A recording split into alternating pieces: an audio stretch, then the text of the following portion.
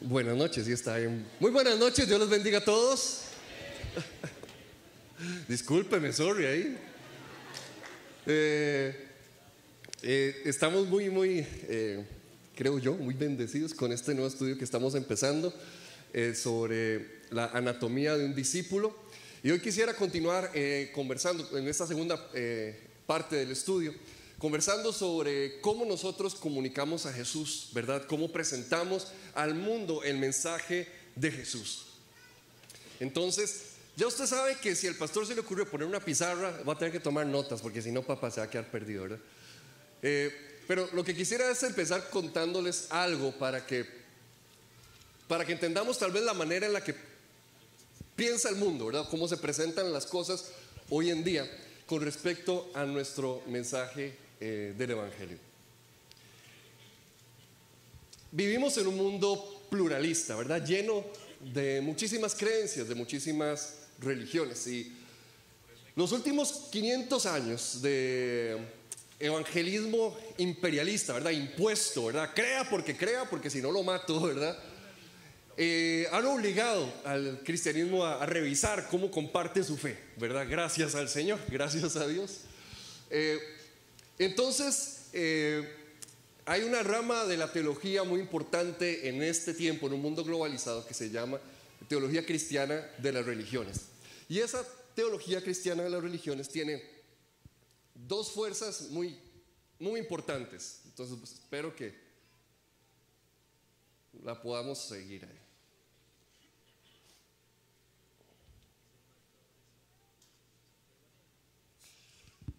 Estas fuerzas que guían a la teología cristiana de las religiones, podríamos verlo aquí como fuerzas que están jalando hacia un lado y hacia otro.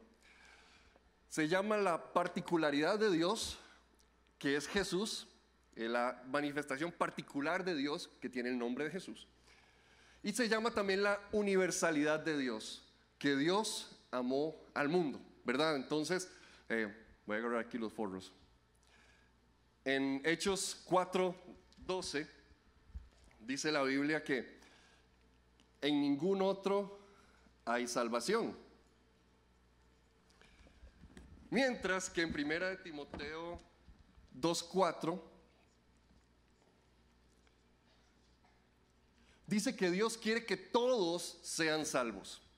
Entonces, ¿verdad? A nivel de teología, entonces se sientan a pensar, ¿verdad? La gente, ¿verdad? En sus oficinas, ¿verdad? Sus torres de marfil, como dicen. Ok, tenemos esto, tenemos que en ningún otro hay salvación, pero tenemos también que Dios quiere que todos sean salvos, ¿verdad? Dios quiere que todos sean salvos. Y entonces empiezan a trazar una serie de ideas. Ok, ¿cómo podemos hacer, ¿verdad? O hacia dónde nos podemos ir. Entonces, básicamente esta gente lo que piensa es que con la idea esa de que hay una cima y un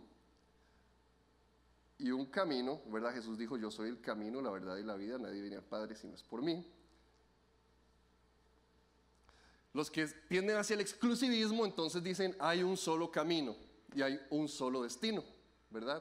Entonces, un camino y un destino. Los que se van hasta el otro extremo, entonces, lo que dicen es que entonces hay un destino, ¿ok? Hay un destino, pero hay muchos caminos y muchas formas de llegar y le podemos dar las vueltas que queramos. Al fin y al cabo, todos los caminos van a terminar en el mismo destino.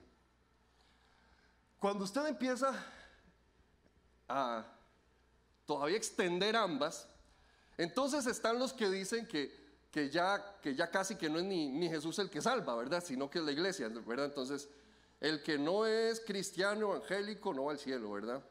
El que no viene al centro evangelístico, salado, ¿verdad? Le fue mal por toda la eternidad. Entonces, los que se tiran al extremo del exclusivismo, casi que le quitan la salvación a Jesús y se la ponen encima a la iglesia. Y los que se tiran al extremo del pluralismo, aunque no crea, hay todavía pensamientos más locos que ese, lo que dicen es que de todas maneras hay muchos, esas son mis ideas de montañas, ¿verdad? Como puede ver, ya sabe por qué me hice pastor y no artista. Lo que dicen es que de todas maneras hay muchos destinos y da lo mismo porque cada cual va a terminar la eternidad donde le gustó, ¿verdad? Entonces, los cristianos donde ellos quieren, los budistas donde ellos quieren, los hindús donde ellos quieren, ¿verdad? Los que se van al extremo del pluralismo, entonces dicen, bueno, ahí queda cada uno. Y esto le llaman, para ponerle un nombre bonito, le dicen el optimismo de la salvación, ¿verdad? O sea, todos van a ser salvos, tranquilos, Dios reparte, todos van a terminar bien, no se preocupe, ¿verdad? Y entonces, es muy interesante porque hoy en día, bueno, permítame hablarle de esta otra, del inclusivismo. El inclusivismo es lo que redactó la Iglesia Católica en el Segundo Concilio del Vaticano en los 60, lo publicó en el 65, y tiene un documento que se llama Nostra Aetate, que es nuestra época, y lo que dice son varias cosas interesantes. Habla de que la luz y la verdad solo tienen una sola fuente. Así que donde quiera que usted encuentre luz y donde quiera que usted encuentre verdad, solamente puede venir de un solo lugar, solamente puede venir de Dios. Entonces lo que ellos redactaron fue eso que me parece bastante interesante y que aporta bastante a la conversación, por eso se los quería compartir. ¿Verdad? Que donde quiera que usted encuentre verdad, donde quiera que usted encuentre luz, solo puede venir de una persona y ese es Jesús. Entonces hablan de que en otras religiones hay posibilidad. No se salga diciendo que estoy enseñando falsa doctrina todavía, ¿verdad? Espérese por lo menos a que le explique. Dicen que en otras religiones hay posibilidad de salvación. Y entonces, de hecho, se pusieron a bretear mucho, ¿verdad? Así como que le pusieron ganas, ¿verdad? Le pusieron bonito. Y entonces redactaron o hicieron como una especie, digamos, como, no sé, de gráfico o algo así, digamos, para decir qué tanta posibilidad tiene uno de ser salvo dependiendo de qué religión pertenece. Entonces, en el centro, obviamente, estarían los católicos. Después de eso siguen los catecúmenos, los que están ¿verdad? Preparándose para ser aceptados por la iglesia. Después de eso seguimos los hermanos separados, ¿verdad? Y después de eso, ¿verdad? Vienen otros cristianos, ¿verdad? Otro tipo de cristianos, no digamos cuáles, ¿verdad? Pero otro tipo de cristianos. Y después de esto, entonces vienen otras religiones, el hinduismo, el budismo, etcétera, etcétera, e incluyen de hecho ahí el ateísmo, lo cual también me parece muy interesante. Incluyen el ateísmo porque dicen que en todo lugar, toda persona tiene la posibilidad de encontrar la luz de Dios y la verdad de Dios de alguna manera, ¿verdad? Entonces, mientras más cerca del centro esté usted, más posibilidad hay de su salvación. Esto nos habla entonces de cómo piensa el mundo. Tal vez ustedes recuerdan que hace unas semanas pude ser parte de la conversación interconfesional, ¿verdad? Aquí en Costa Rica, que organizó el gobierno. Cuando uno está en esa reunión es muy interesante porque la única opción que le permiten a uno es esta. Como que la única opción aceptable. Y entonces cuando uno está sentado ahí, escucha frases como, todos estamos buscando a Dios a nuestra manera. No sé si usted ha escuchado algo así, ¿verdad? Que ese es el discurso de nuestra cultura el día de hoy. Todos buscamos a Dios a nuestra manera, ¿verdad? Lo importante es que estamos buscando a Dios. Lo importante es que no importa lo que usted haga, como usted lo busque, lo importante es que todos de alguna forma estamos buscando a Dios. Todos estamos tratando de encontrar a Dios. Todos, ¿verdad? Por lo menos tenemos buenas intenciones, por lo menos no somos mala gente, ¿verdad? Entonces, todos estamos, ¿verdad? Buscando ahí. Entonces, todos los caminos van al mismo lugar, por lo menos por ahí va el mensaje, ¿verdad? Todos los caminos van al mismo lugar. Todos estamos buscando a Dios a nuestra manera. Todos estamos buscando a Dios de alguna forma, de alguna manera. Eso me deja pensando, ¿verdad? Y hay varias cosas que tal vez le comparto como que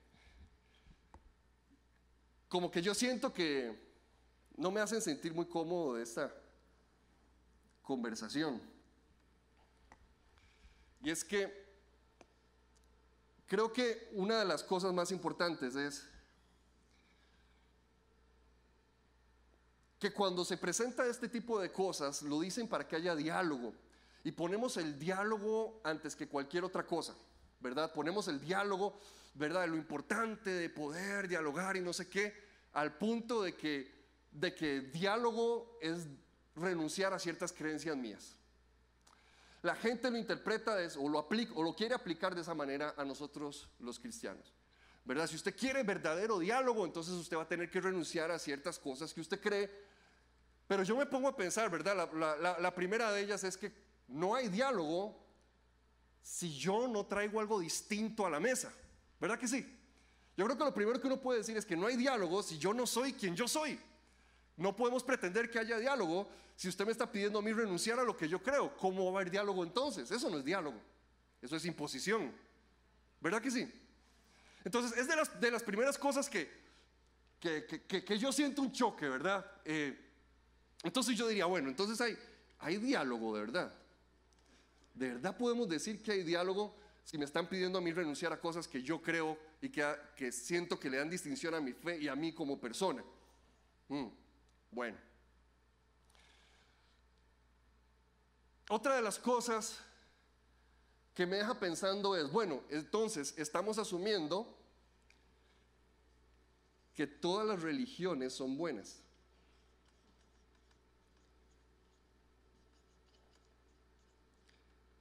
Entonces no estoy diciendo que necesariamente todas sean malas, ok, está bien, pero usted puede decir entonces que todas las religiones que hay en el mundo son buenas, entonces todas de verdad hay que aceptarlas así ciegamente como vengan, como aparezcan. ¿De verdad podremos decir eso? O sea, si mi religión cree en el sacrificio humano, entonces, ¿qué? ¿Verdad? Entonces podemos decir que todas las religiones son buenas, ok. Tal vez eso es lo segundo que me dejaría pensando. Lo otro voy a dejar este de último. Lo otro que me incomoda es porque entonces, lo interesante es que esto es teología cristiana de las religiones, ¿verdad? Yo no sé, cuando usted quita a Cristo, ¿cómo puede seguir diciéndole teología cristiana? No me han explicado eso todavía, ¿verdad? Pero se llama teología cristiana de las religiones. Entonces, lo otro es que terminamos pensando que la salvación viene por obras. Porque todos nos salvamos porque estamos buscando a Dios, ¿verdad? Todos nos salvamos porque estamos siendo buena gente y porque estamos viviendo una vida moral. Entonces, en pocas palabras, la salvación viene por obras, porque la estamos pulseando, por eso es que somos salvos.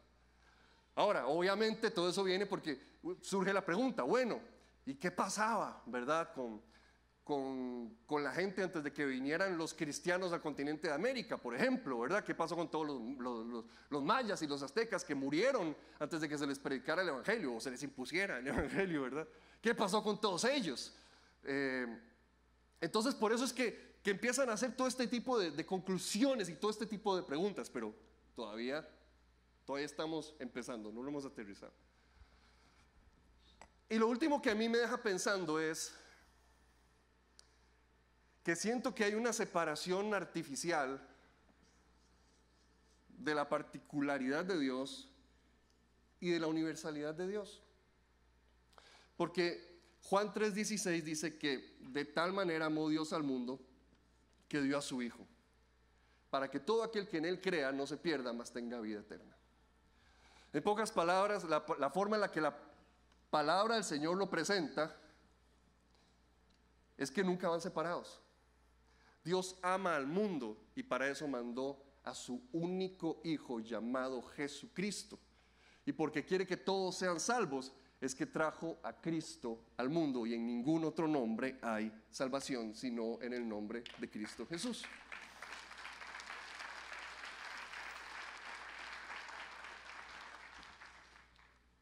Ahora si vamos a la Biblia, vamos a Hechos capítulo 17. Que yo quería era que usted tuviera una idea. Yo creo que hay cosas interesantes que la verdad uno puede rescatar y uno puede aprender, ¿verdad? De todos. O sea, creo que Creo que sí, creo que hay cierto misterio en la salvación, ¿verdad? Que hay cosas que Dios trata con cada persona. De hecho, en los primeros capítulos de Romanos se habla de aquellos, ¿verdad? Quienes no conocieron de Cristo, ¿verdad? Y de cómo está la ley de la conciencia en las personas. En los primeros capítulos de Romanos lo puede leer, ¿verdad? De alguna manera, Dios no va a dejar que alguien se pierda solo porque nunca le dijeron el nombre Jesús, ¿verdad? Él va a hacer algo. Él está activo buscando la salvación de la gente, la salvación de las personas. Y yo creo que sí, yo creo que Dios manifiesta su luz y su verdad de maneras que nosotros no lo hemos entendido todavía.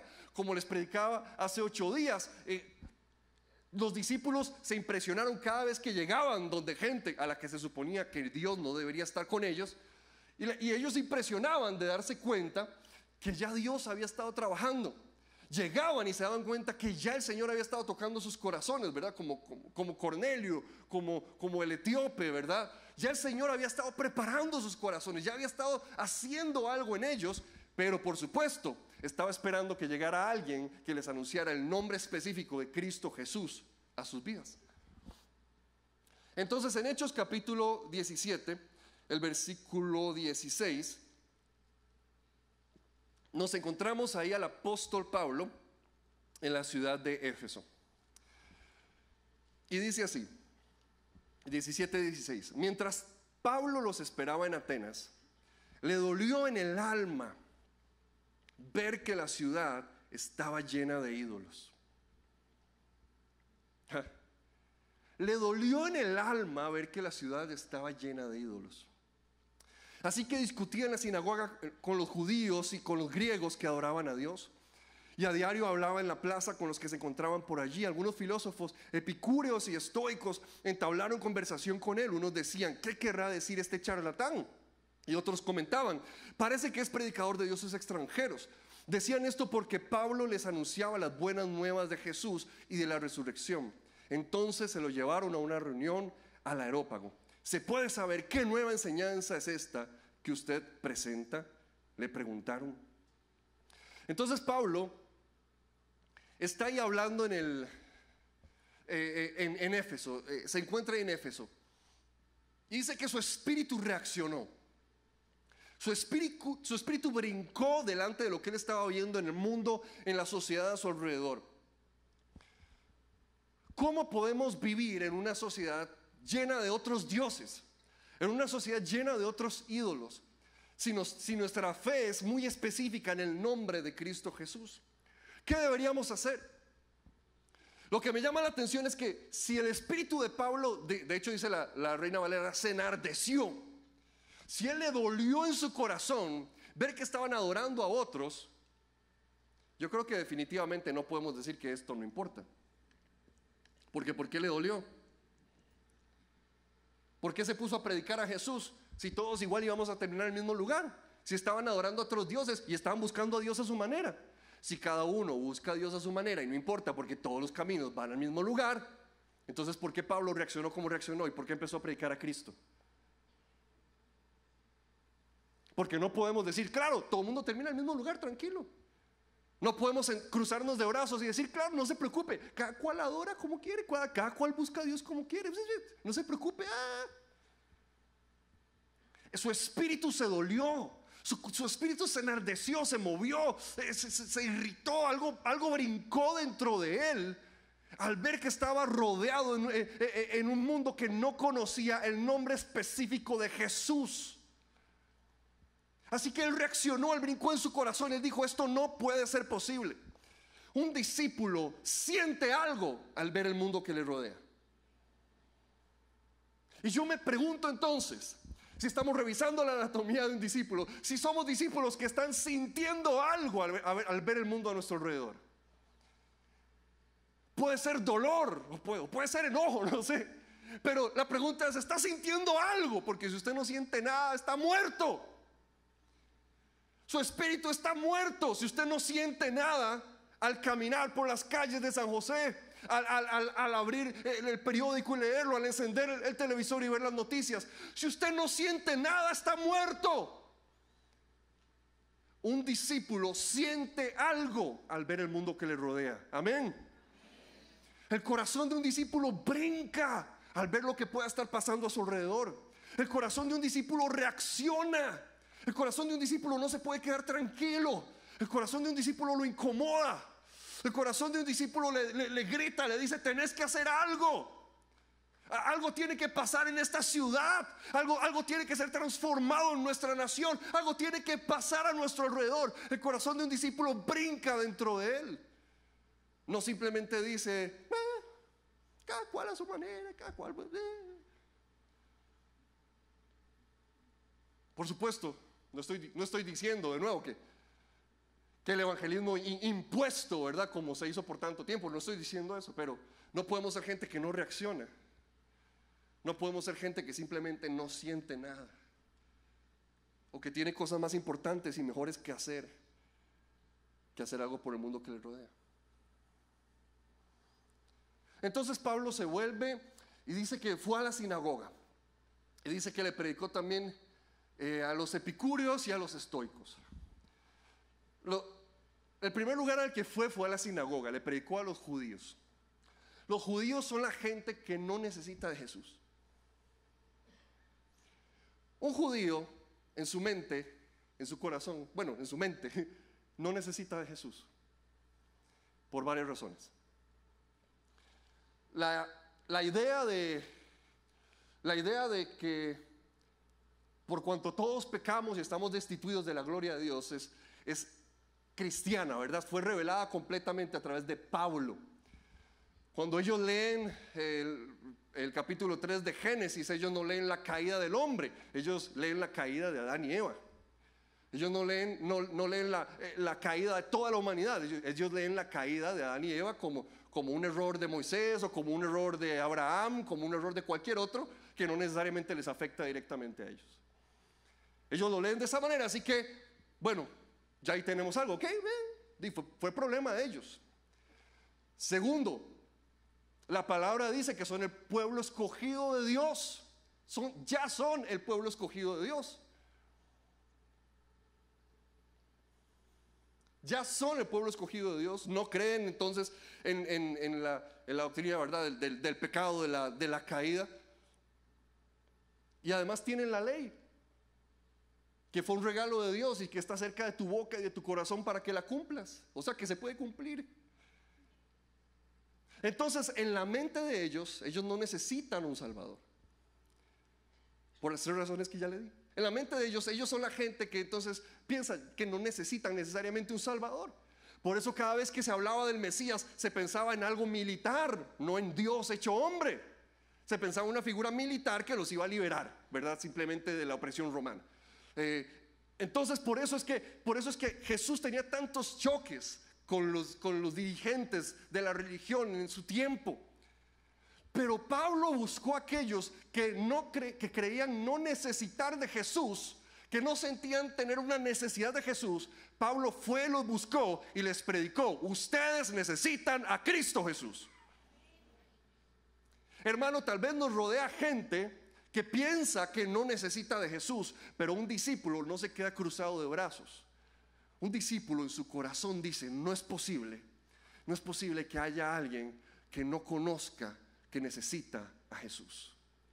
No es posible que haya alguien que piense que verdaderamente puede vivir su vida sin Jesús. Un discípulo no puede estar tranquilo solamente por la ignorancia de otra persona.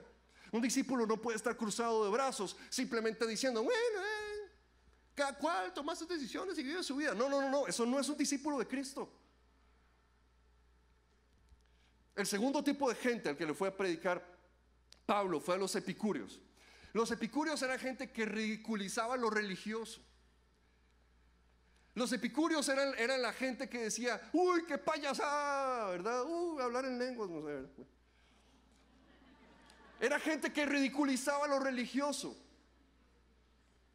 Era gente que decía que no había que tenerle miedo a la muerte. Era gente que decía que no había que tenerle miedo a un juicio de Dios. ¿Por qué? Porque es una ridiculez lo religioso. Y a esa gente Pablo fue a predicarles de Cristo Jesús. A los que creían no necesitar de Jesús, fue y les predicó de Jesús. A los que se burlaban de lo que fuera religioso, a ellos fue y les predicó de Jesús. Los estoicos era gente que decía que había que vivir de acuerdo a la naturaleza y que con la razón y el autocontrol era suficiente. ¿Verdad? O sea, yo puedo hacer las cosas por mí mismo. Si razono correctamente, si me autocontrolo, entonces voy a llevar una vida que esté bien. Gente que pensaba tener las respuestas, pero que no tenía la claridad de que solo hay salvación en el nombre de Cristo Jesús. A esos tres tipos de personas, Pablo les predicó de Cristo. Porque un discípulo no pone excusas. Un discípulo no dice, es que se burlan, si hablo de Cristo se burlan. No, es que él ni siquiera cree que necesite Jesús. No. No, es que él es súper disciplinado, tiene una mejor vida que yo, ¿verdad? Como he mencionado otras veces, no sé, es mejor esposo que yo, es mejor trabajador que yo. Es que no es por obras, es por la fe en Jesús.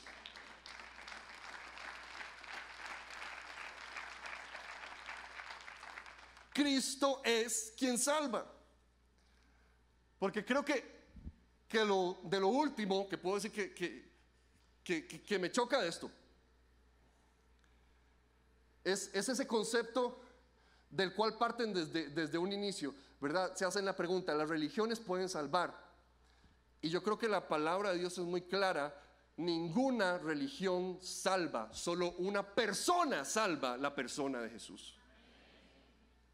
No se trata de si una religión puede salvar o no, porque lo mismo para un budista, para un hindú, lo mismo para un cristiano que no le ha entregado verdaderamente su corazón a Jesús, todos van a terminar en el mismo lugar.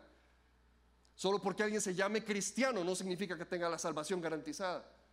Lo que nos da la salvación es la fe en el Hijo de Dios. Es una persona, no una religión. La persona de Jesús. No es una religión, no es una organización, no es una serie nada más de prácticas o de creencias, es la persona de Jesús. Por eso Pablo, su espíritu se enardeció, su espíritu brincó y dijo, ¿cómo es posible lo que está pasando a mi alrededor? Tengo que hacer algo, porque un discípulo se mueve, un discípulo brinca, un discípulo siente algo en su corazón cuando ve el mundo a su alrededor. Y fue y le predicó a esos paganos, a esos griegos. Imagínense lo que era para ellos, para alguien del Imperio Romano, decir, voy a creer en ese delincuente que condenó el Imperio Romano. Era como retar la autoridad del imperio. Voy a adorarlo como Dios. Era como ponerse a retar la decisión, ¿verdad? Del César, del Imperio Romano. Era meterse en un problema. Para un judío eso era traicionar a su nación, atreverse a creer en Jesús. Pero aún así hubo una serie de discípulos valientes que en medio de todo predicaron el nombre de Cristo. Predicaron el nombre de Jesús. Y Pablo se aprovechó de la curiosidad. Ellos dijeron, bueno, ¿qué es eso nuevo que usted está predicando? Eso no lo hemos escuchado, y cuéntenos. ¿Verdad? Hay gente que dice, no, es que si usted no viene porque necesita arrepentirse de sus pecados, nadie va a venir por eso. O sea, van a ser contadas las personas. La mayoría de gente busca a Dios por curiosidad o porque necesita algo, o no sé, por diferentes razones. Porque le gustó una huila que entró a la iglesia y se vinieron detrás. Pero Pablo se aprovechó de la simple curiosidad para presentar a Jesús. Tal vez sus motivos no eran los más santos y los más entregados a Dios. Para ellos era una simple curiosidad, pero Pablo se aprovechó de eso porque un discípulo sabe aprovechar las oportunidades que se le presentan.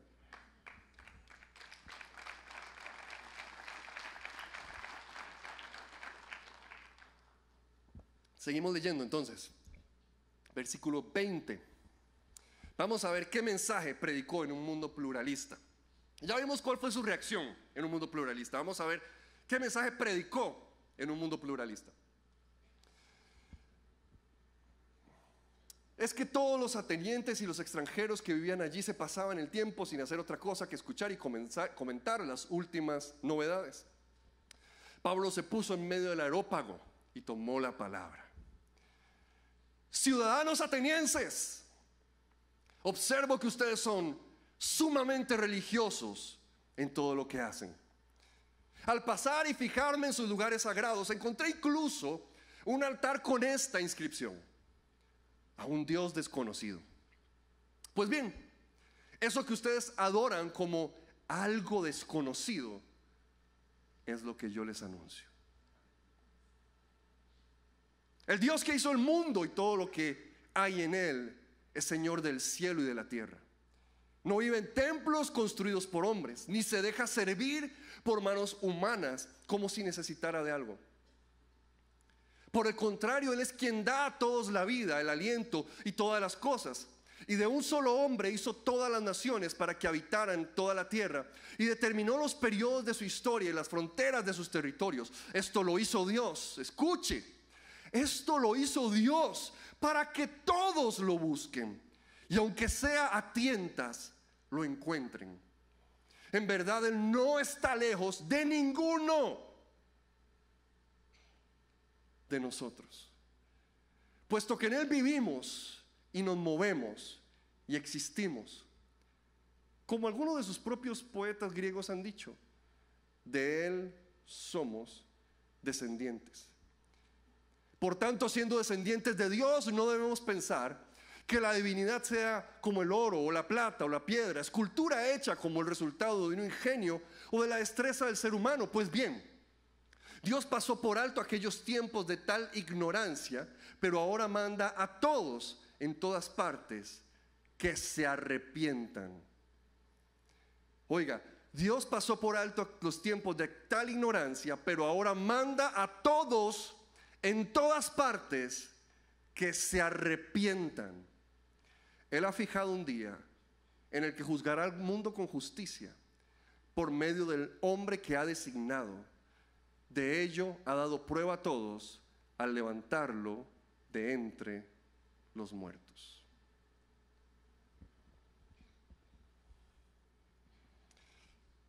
Pablo empieza a dar su discurso. Los discursos son muy importantes en el libro de Hechos. Encontramos muchos discursos y tienen varias cosas en común. Una de ellas, tal vez de las más importantes para nosotros hoy, es que conectan lo que está pasando con el mensaje. Se agarran de lo que está sucediendo en el momento, de lo que está pasando, ¿verdad? En el momento, sea lo que sea, lo que está pasando en el momento, se agarran de eso y aplican el mensaje del Evangelio. Porque si usted quiere presentar a Jesús de una manera relevante para las personas que están a su alrededor, usted tiene que agarrarse de lo que ellos están pasando en ese momento, de lo que pueda estar viviendo a su alrededor, para presentarles a Jesús. No simplemente empezar a decir cosas porque sí. Por eso hace 8 días decíamos, antes de predicar hay que escuchar, antes de predicar hay que preguntar. Por eso Pablo viene y empieza a conectar lo que está pasando en ese momento, lo que está sucediendo, su cultura, quiénes son ellos, lo conecta con el mensaje del Evangelio. Todos los discursos son mensajes que terminan en Jesús, ¿verdad? Por eso Pablo está terminando ahí diciendo: y serán juzgados por un hombre que él designó, y lo designó por medio de resucitarlo de entre los muertos. Se está preparando para presentar a Jesús. Se ofrece la salvación en cada uno de esos discursos, pero además también es interesante que se interrumpe el discurso, ya sea por el narrador, por Lucas, o por la gente que está alrededor. De alguna manera como que se interrumpe lo que se está diciendo, el discurso que se está dando. Llega un momento donde como que uno dice: ¿qué pasó? Entonces es muy interesante que todos estos discursos tengan estas cosas en común. Pero algo que creo yo que va un poco con lo que estamos hablando es que Pablo los agarra de donde ellos están, hablándoles del creador del mundo, el Dios no conocido. Ustedes adoran a un Dios que en realidad ustedes no conocen. Ustedes adoran a un Dios al cual no le tienen nombre, al Dios desconocido. Ustedes están adorando a un Dios de quien no tienen conciencia de quién es verdaderamente. Los empieza a agarrar hablándoles de un Dios desconocido, de un Dios que es el creador del mundo, que es el creador del cielo y de la tierra, y los lleva hasta lo particular, hasta aterrizarlos en la persona de Jesús. Por eso esta respuesta, el pluralismo, no puede ser una respuesta satisfactoria para un discípulo de Jesús. Por eso no podemos decir simplemente, no, cada cual decide, cada cual va con su vida y cada cual, todos adoramos y buscamos a Dios de nuestra manera. Hermano, deje de estar dejándose adoctrinar por el mundo y empiece a leer su Biblia, por favor.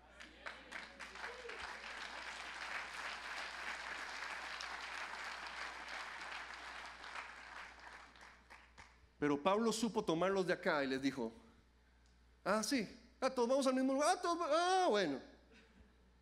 Los fue aterrizando, hasta traer a la persona de Jesús, hasta presentar a la persona de Cristo.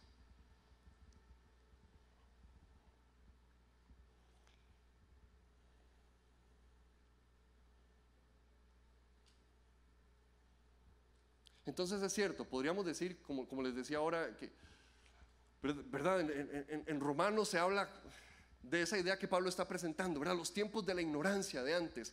Tal vez si hay algo de misterio, ¿verdad? En ciertas partes que tal vez no podemos alcanzar, a las cuales nos ha sido imposible llegar, ¿verdad? Personas a las cuales nunca se les ha presentado el Evangelio de Cristo. Tal vez hay cierta parte de misterio, ¿verdad? Y el Señor está actuando más allá de lo que nosotros podemos ver o podemos creer. Pero yo estoy convencido que Dios está peleando por las almas en todo instante y en todo momento. Yo estoy convencido de eso. Y que si hay alguien que se queda atrás, es la iglesia de Jesús, que tiene que ponerle para correr a la velocidad de Cristo. Entonces yo sé que puede haber algo de misterio, pero también la palabra del Señor nos enseña que hay seguridad completa. Seguridad en el nombre de Jesús. Que cuando yo he puesto mi fe y mi vida en el nombre de Cristo, puedo tener certeza. Como le dijo Jesús a ese hombre que estaba siendo crucificado a su lado, le dijo, puedes saber que hoy estarás conmigo en el paraíso. Hay certeza cuando ponemos nuestra fe en Jesús, de que nuestra salvación está garantizada por la sangre de Cristo.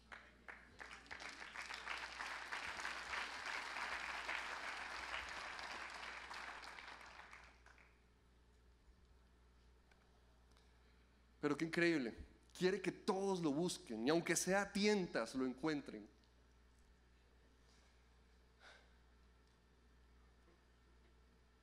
A mí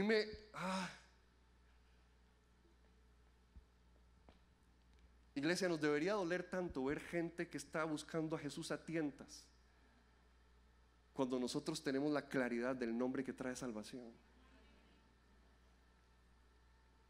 ¿Cómo no podemos ser como Pablo, que nuestro corazón se conmueva de ver a gente buscando a tientas en la oscuridad, tratando de ver si acaso voy a ver de dónde me agarro, voy a ver de dónde tengo esperanza, voy a ver de dónde encuentro salvación, voy a ver de dónde lo logro? Ay, no sé, están a tientas en la oscuridad, en la ceguera de sus pecados, buscando ver de dónde se agarran. Y nosotros conociendo el nombre que es sobre todo nombre. Pero por eso dice, quiere que todos lo busquen y aunque sea a tientas lo encuentren.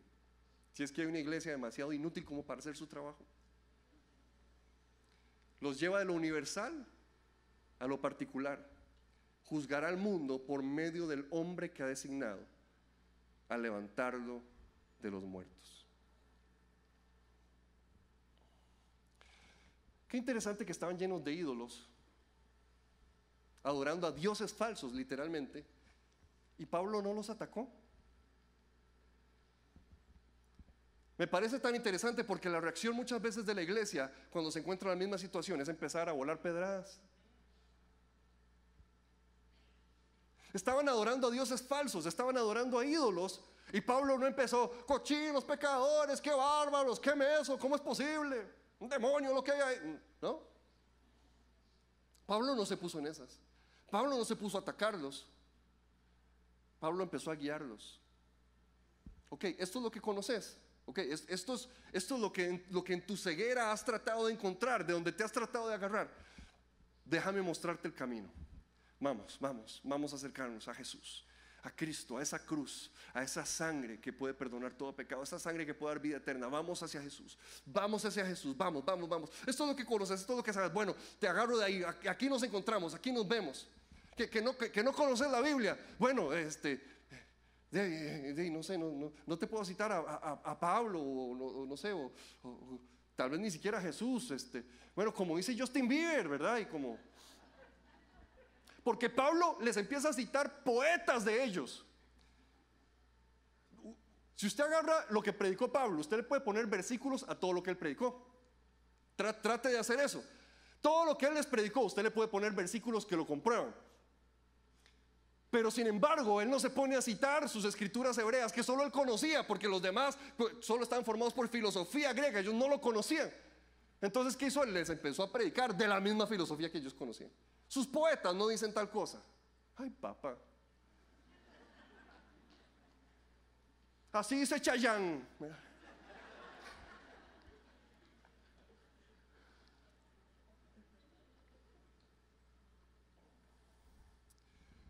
Ahora vemos el resultado en medio de un mundo pluralista.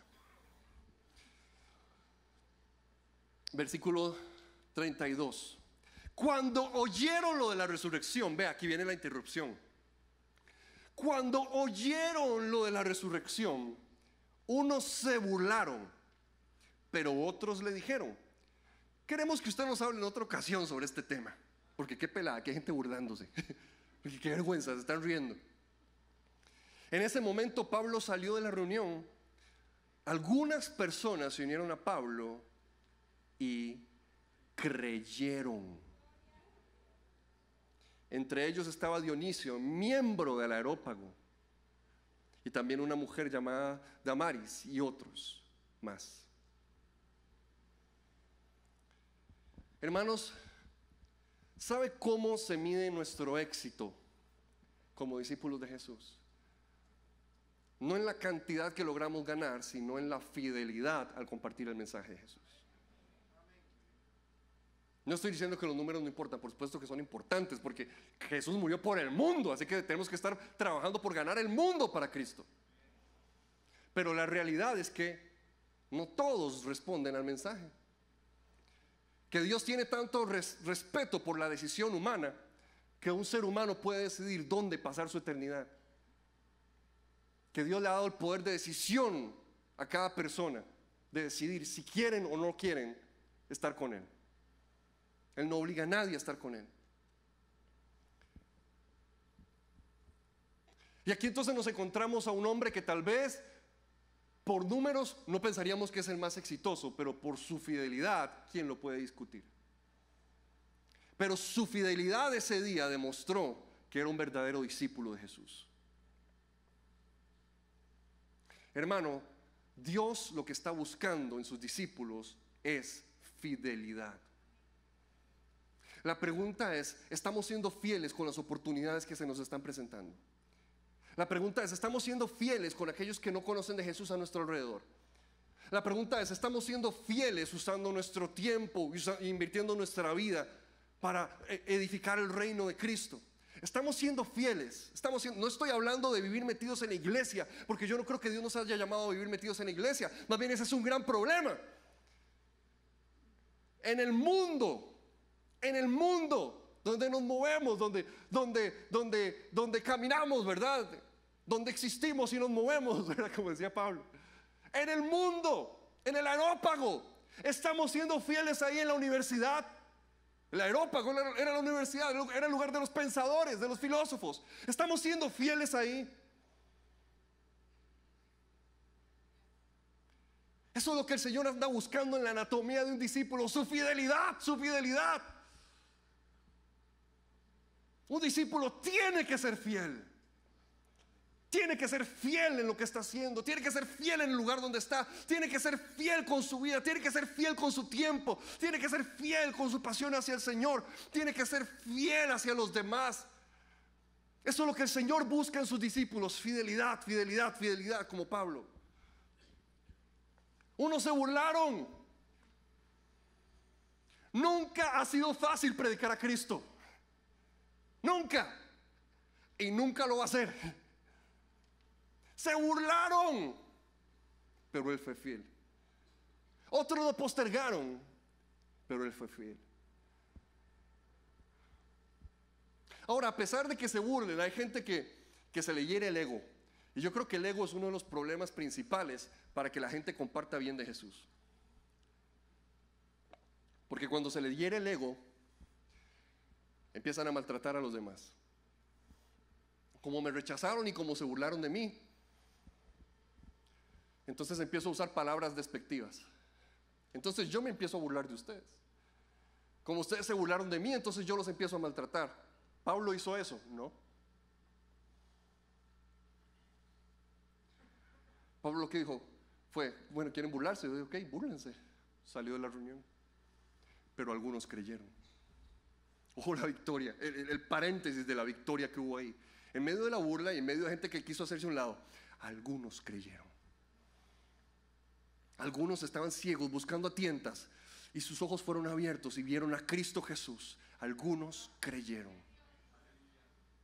Algunos creyeron. Algunos creyeron. Algunos creyeron. Algunos creyeron. Eso es lo que el cielo anda buscando. No podemos estar satisfechos si no hacemos algo, darle a la gente la oportunidad de creer en Jesús. Y hermanos, su ego no puede ser parte de su anatomía como discípulo. Un ego herido que lo que hace es señalar a otros y hacerlos sentir mal para yo sentirme superior, porque usted es un cochino, un pecador y no tiene a Jesús y ve a ver qué va a hacer. Entonces yo soy mejor, soy más santo. No. Ahí usted no está predicando a Cristo y usted se está predicando a usted mismo. El ego es uno de los enemigos de un discípulo de Jesús. Pablo, muy bien, se burlaron de él. Ok, sigamos. Él seguía. Ok, movámonos. Ok, ustedes no quisieron. Perfecto. Porque esos que se burlan y esos que dicen, háblame otro día. Esos que dicen, llámame después. Ay, qué pereza. Tomémonos un café como en un mes, ¿verdad? Y lo van pasando. Esos que un día se burlan. Y esos que un día nos dicen, no, después. Va a llegar el día donde necesiten de Jesús. Muy probablemente va a llegar el día donde quieran creer en Jesús. Pero si se encontraron con un cristiano que fue un infeliz con ellos, ¿cómo van a querer buscar a Jesús con esa persona? No podemos andar quemando los puentes. Tenemos que construirlos, cuidarlos, cultivarlos. Yo sé que no toda persona va a entregarle su vida a Jesús en el momento en el que yo quisiera, ¿verdad? Porque yo los veo y yo digo, ay, pero están desperdiciando. Vea, lamentablemente va a haber gente que va a desperdiciar toda su vida en el pecado. Pero Chris y yo hablábamos el otro día, nuestra responsabilidad es cultivar con ellos una relación tal que por lo menos en su lecho de muerte nos inviten a estar ahí a la par de ellos. Y ahí 5 segundos antes se los arrebatamos al enemigo. Habrán desperdiciado su vida, pero no su eternidad. Y por eso no podemos andar quemando puentes, por eso no podemos andar cortando relaciones. Va a haber gente que no va a reaccionar hasta que esté ahí en las puertas de la muerte. Pues ahí va a haber un discípulo de Jesús preparado para mostrarles el camino a la salvación en Cristo Jesús. Quiso vivir toda su vida en pecado. Bueno, allá usted, ok, no era el plan perfecto de Dios, pero déjame decirte algo, no desperdicies tu eternidad. Que podamos estar ahí hasta el último segundo, hasta el último instante, siendo ¿cómo? Siendo fieles. Fieles. Uy, yo insisto acá. Yo insisto. Uy, yo estoy acá. Ya vos sabés lo que necesitas. Nada más me llamas, nada más me decís. Ay, sí, pero se están burlando, pero lo están postergando, pero están subiendo fotos ahí todos drogados en Facebook. Ay, Dios mío. Sí. Pero esa alma yo la peleo hasta su último aliento. Hasta su último aliento. ¿Sabe qué es lo que me llama la atención? Le voy a pedir al Ministerio de Alabanza que pueda pasar adelante. Ellos sí estaban adorando a Dios a su manera. Pablo se los reconoció. Pablo les dijo, ustedes están adorando al Dios no conocido. Pero ¿sabe qué es? Que me duele el corazón que nosotros no hemos entendido. Que para Dios no es suficiente ser adorado si no está siendo conocido de verdad. Dios no quiere nada más gente que le adore, que le encienda velitas y que le diga cosas, pero que nunca lo vio a los ojos y nunca lo vio cara a cara. Dios no quiere gente nada más que se porte bien y que haga bien las cosas y punto. Dios está buscando ser conocido. Cualquier gran teólogo, no sé, le hubiera dicho a Pablo ese día: Pablo, pero no, están buscando a Dios a su manera, déjelos. ¿Cómo nos vamos a meter con las manifestaciones culturales que enriquecen nuestro? No. Están buscando al Señor a su manera. Todos nos veremos en el cielo y nos veremos sorpresas en el cielo.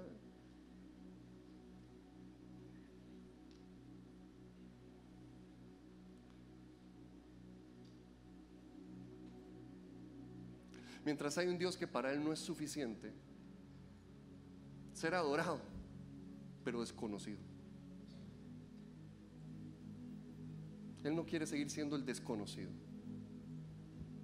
Sí, respetado, y sí, porque nosotros vivimos en un mundo, nosotros vivimos en un contexto en el cual todo el mundo conoce de Dios. Yo nunca he conocido en mi vida, nunca, una persona que no conozca a Jesús. Nunca. He conocido muchos que no han conocido a Jesús, pero todos saben de Jesús. Vivimos en un mundo en el cual todos adoran a un Dios desconocido. Todos saben, no, Dios es muy importante, tatica a Dios, ¿verdad? Yo le oro cada vez que hay exámenes finales.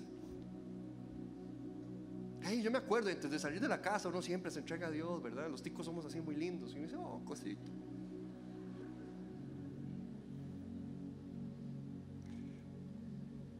Pero es que no se trata solo de nosotros.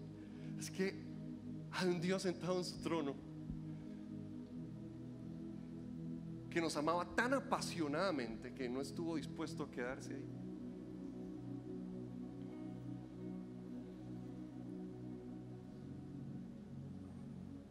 Y tenemos que entender algo, que Él quiere una relación de verdad.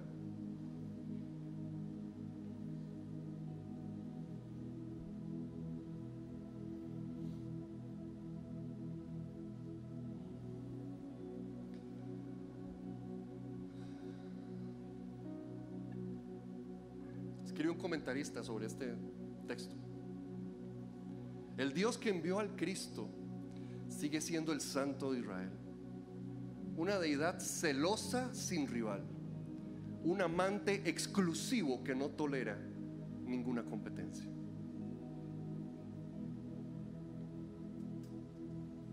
Él quiere ser conocido, pero quienes le hacen conocido son los discípulos. Quienes lo dan a conocer son los discípulos. Quienes lo revelan al mundo son los discípulos. Quienes lo muestran en nuestro contexto, en el areópago, en la sinagoga, en la pulpería, son los discípulos. Son los discípulos. Son los discípulos. Son los discípulos. Son los discípulos.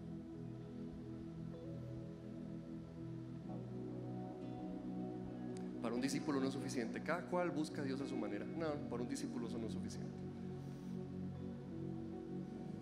Para un discípulo no es suficiente. No, pero es bueno. Para un discípulo no es suficiente. Un discípulo entiende que no es por obras, es por gracia. Un discípulo entiende que ningún otro hay salvación. Un discípulo entiende que se trata de que Dios simplemente no quiere ser un desconocido para con aquellos que Él ha creado y a los que les ha dado vida. Les dio vida para que lo conozcan a Él. Les dio vida para que le conozcan a Él.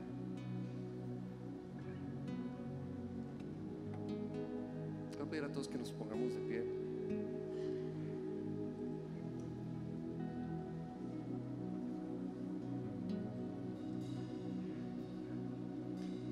gente que en su anatomía de discípulo quiere entregarle al Señor fidelidad.